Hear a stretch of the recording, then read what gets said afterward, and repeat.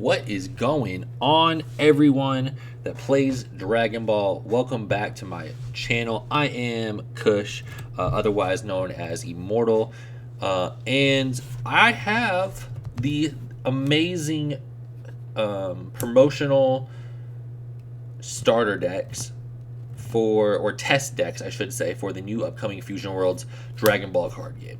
Now, what some things you guys need to know about the Fusion Worlds card game is it is essentially Dragon Ball Super Masters without counter steps. Now, why is that a big deal? Because the counter windows in Masters currently are very confusing for a lot of players. So they made it to where the art styles are just a little bit different, so you can kind of tell the difference, and they just increase the power level scaling. As you can see, this is a 20k battle leader for Vegeta and a 15k on the front side. So let's just dig in a little bit, starting with the Goku leader. Very simple, right? It feels like we're going back to set 1 Dragon Ball all over again, where you just simply swing, draw a card, and awaken at 4, drawing another card. On the back side, again, you can attack, draw a card, and then activate battle. Give one of your red battle cards 5,000 attack points for that battle. So that's really, really cool. One of my favorite cards that I'm going to be playing at 4 of, because I do have a couple extras, is this Whis battle card. And essentially what it is a 1-drop 15k combo. Now you can see that this is a 10k combo here on the side. However, this, when it's played, gives a battle card -5. So if I play it, give a card -5, I can swing with my leader here, draw my card, and then combo the Whis. So it is a +10, but that battle card's already a -5. So there's your 15k. Then they give us 2 Roshis, nice and simple, is a 5k combo and a 1-drop draw card. I like this card a lot. I feel like the balancing here is very nice because it's not a simple draw card and you just instantly get the 10k. So a lot of balancing here. I like this a lot. They do give us a Krillin. I believe there's 2 Krillins in here, actually. Let me double check. No, just 1 Krillin. And it gets the permanent on your turn. Get 5,000 power. And then you can also strike a life. It is a 15k 2-drop. So it is contendable with that your opponent's leader. And again, on your turn, it is +5. So it's really a 20k. Really cool combo here is your super combos. Now in the normal Dragon Ball game, this is actually a floodgate for your opponents playing specific battle cards. But however, in this case, it is a 5-drop 30,000 power super combo that states specifically on your opponent's turn, this gets an additional +10k combo. So this is really a 20k super combo. These things are clutch, I'll be honest. Being able to go from a 20-40 on your opponent's turn is very, very strong, and it allows you to easily keep pace if your opponent wants to over combo into an attack. We have 2 of the Android 17 battle card. Again, when this card's played, you can strike a life. I did this quite often to go from 5 to 4 and then awaken. Again, that's an additional 2 cards there, and it lets me awaken a little bit quicker. And on your opponent's turn, it has the permanent where this card gets the 5,000 power. So this is a 25k defender, basically. So you play it, swing, and then it's 25k on your opponent's side. Couple of vanilla 18s here. This looks very similar to the Universe 7 art from the Dragon Ball Masters. It is a simple 2-drop 20k with 10k combo on it as well. Your best card and probably your game winner here is going to be the Goku 5-drop 35,000 power double striker. On play, it kills a opponent's battle card with 20,000 power or less. So you can combo this with a Whis, and just make it nice and nice and committed to a double strike there. I play this a lot for game, honestly, on turn 5 or 6. And you can also give it the 5k from your leader to make it a 40k. So your opponent has to commit more than just a super combo. Gohan, another card I play a lot. I find myself just playing some of my boss cards just to clear my opponent's cards. So I play a Whis, and then I can play the Gohan directly afterwards and pop a battle card initially.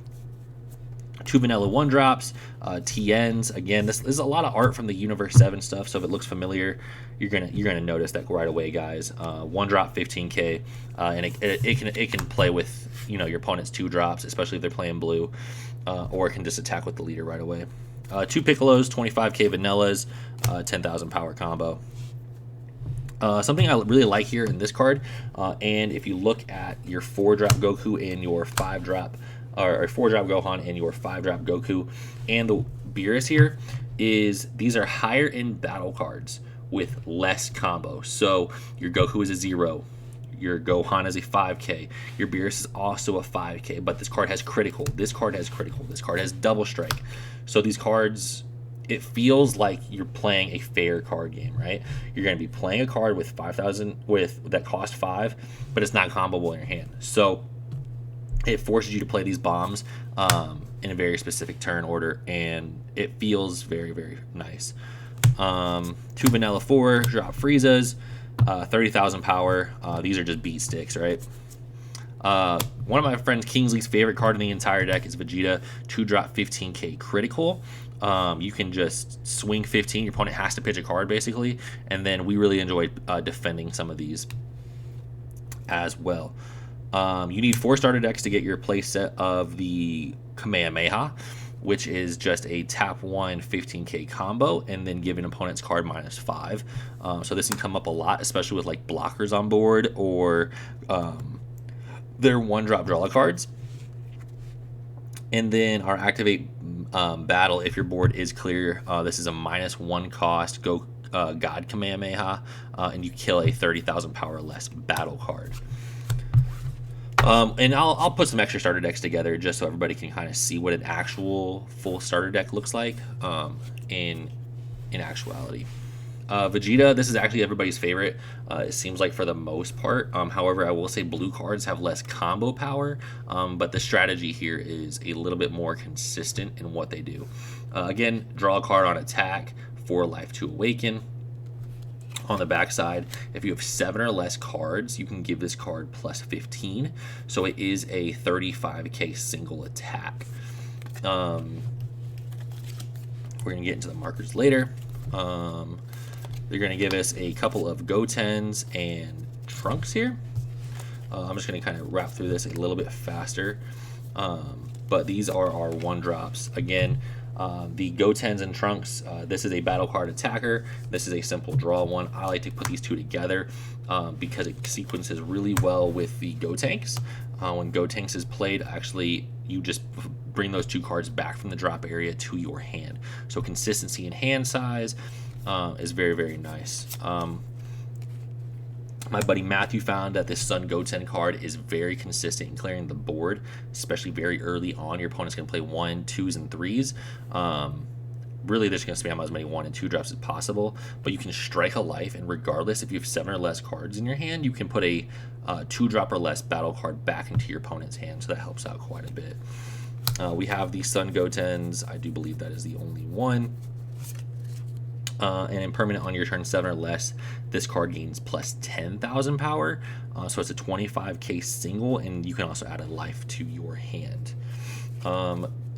My favorite combo in the deck so far that Giancarlo taught me about is going to be the Gallic Gun. The Gallic Gun Piccolo combo, where you swing with your leader or a battle card, and activate Gallic Cannon for 1 plus 15k, and draws you a card, and then you simply play Piccolo, bring this back to your hand from your drop area, and swing and do it all over again, draw another card. It is a 5 energy play. However, blue is only 2 specified, right? So this Piccolo combo works out so well.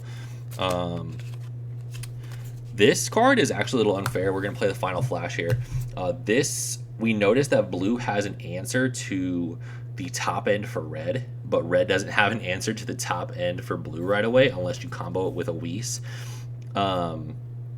But Final Flash just bottom decks a 5 cost or less battle card and costs 1 less if you have 7 or fewer cards in your hand. So in comparison to the God Kamehameha, where you have to have no cards on board, this card you would just have to have 7 or less cards in your hand. 2 vanilla 20k booze. This matches the Android 18. 2 blocking Bulmas. Again, some more familiar art. She doesn't draw a card. We have the Sun Gohan permanent on your turn, 7 or fewer cards. Once again, this gets plus 15k power, so this is a 35k on your turn. We do have 2 vanilla 4-drop Sun Goten or Sun Goku SS3s. 4 cost, 30,000 power, very, very strong. I charge this card a lot, which is just the Gotenks card, 325. I just prefer to play Piccolo instead. Your super combo is going to be Videl. Once again, it does the same thing where on your opponent's turn, this gives you an additional 10,000 power. So this is a 20k combo. And then your top end, Vegeta. You can choose one of your opponent's 4 or less is on play and just bottom deck it simply. We found that they're both very, very strong decks, right? Because this is all we have for the game. But in testing, I think that a lot of people are going to lean more blue. In competitive play, you're going to see a lot more Goku's top just because everything is typically a 10k. Obviously, we don't know too much about the game outside of the 2 leaders and the energy marker. If you guys don't know about this energy marker, this thing is sick, actually. So if you're going second, right, your opponent charges theirs, they do their play or whatever, you get a free marker if you're going second to keep up with the pace of turn 1. So you get the free marker, and as soon as you use it, so if I tap, let's say 2 for my, there's not actually, let's just say I have 3 energy up. Let's say I have 3 energy up, one of them being the marker, and I want to play this Piccolo. I can play this Piccolo on my turn 2, tap the 3. However, since this is the first time I use this energy, this will go away. But it helps you keep up pace with the turn 1 player, especially since going second in Masters felt really, really discouraging, actually. Like, if you went second, you were just really behind in a lot of decks. So let me guys know what you guys think about these decks, and if you guys are excited for Fusion Worlds. I know I am, and it's going to help a lot of new players get into the games. So let me know what you guys think down below. Like, comment, and subscribe. Later.